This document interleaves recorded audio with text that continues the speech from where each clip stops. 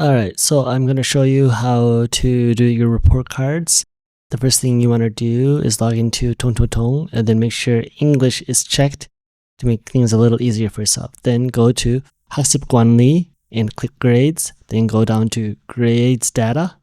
Next, you need to choose the exam date for when we turn in the report cards. This is so that if a new student is added after you started the report card, you do not have to create a new file. After you have chosen the due date for the report card file, you need to choose your class. Once you have chosen your class, you need to select an exam. For this, you need to choose report card. And then you need to hit inquiry. If you are returning, just choose the class. Then hit inquiry. If you click the forward arrow first, you will get this error message. Click the back arrow first, then the forward button.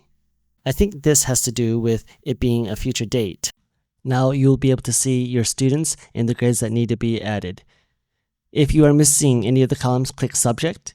Then you need to scroll down. I need the reading midterm and final. Because this is a 100 level class, I also need to give them the review test 1, 2, and 3. Once you have your changes finished, hit the blue save button here. Then you'll be able to see the changes that you have made. Now let's get into the grading. Please use a scale 5 to 10. You can use 0.5 if you would like. So for instance here, I'm just using this as an example. I have 5, 6, 7, 8, 9, and 9.5. For middle school classes, it's not mandatory for students to do e-homework. Just make sure it's available for them to do. For the test grades, you need to use a percentage instead of a range of 5 to 10. So for example, the reading midterm here, I'm going to put in a score of 97.5. Hypothetically, there was 40 questions, so each question would have been worth 2.5 points. If there's 20 questions, it would mean each question is worth 5 points or 5%. Now you need to put in the report card comments. Just click the cell. You have to rate it at least 4 sentences. Start with their name. Then you need to make it a compliment sandwich, where you start with something positive. You go into their skills and their behavior and how they can improve something, and then end on something positive again. Try to put a positive or at least neutral spin on what you are saying to not upset the parents. Some topics that you can talk about are their skills and their overall comprehension. You can talk about how they can improve about their attitude and behavior in class, and then end with some words of encouragement. Once you have finished, you need to click Opinion Insert. After you finish, you need to go to this green button, 전체 저장, and click it. And this will save everything. Just make sure you do it. I would recommend possibly writing your comments in a Word document or an Excel file first, and just copy and paste them in, just in case you do forget. Now I'll go over some other important information you might want to know. From now on, please create report cards, progress reports, and level comments for the date they are due. This will help keep everything organized for everybody and easy to find. At the time of recording, the due date for the last test to be given this semester is the 27th of May. So set the file date as this. Otherwise, if you have a new student that joins you, we'll have to create a new file for that student. Also, tests need to be printed out by the teacher from now on, since each teacher gives their test in different times. All of the tests that need to be recorded can be found on the eBreak website under Resources.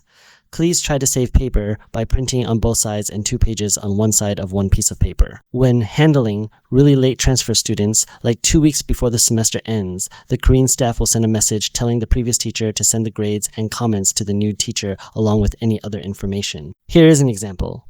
Say my student Charlie will move to Luis's class. The Korean teacher will send me a message informing me of the change and to let the new teacher know their grades and report card comments along with any other useful information that will help the new teacher. Doing this will also hopefully help with the surprise students we sometimes get.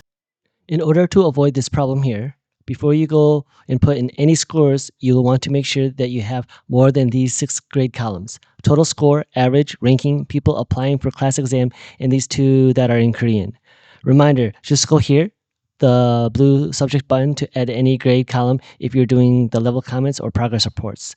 If you add the column after you enter the student data, it will not save and you will have to redo it. I put this chart together to help make the report card process easier to understand. It breaks down what needs to be entered depending on your class, including the skill grades, test scores, and which exams apply to your specific book. I've also added some pictures of the book as a reference, though not every book is shown, just enough to give you the general idea. Use this as a quick guide when filling out your report cards, and if you have any questions about your specific class, feel free to ask. I'm always happy to help you.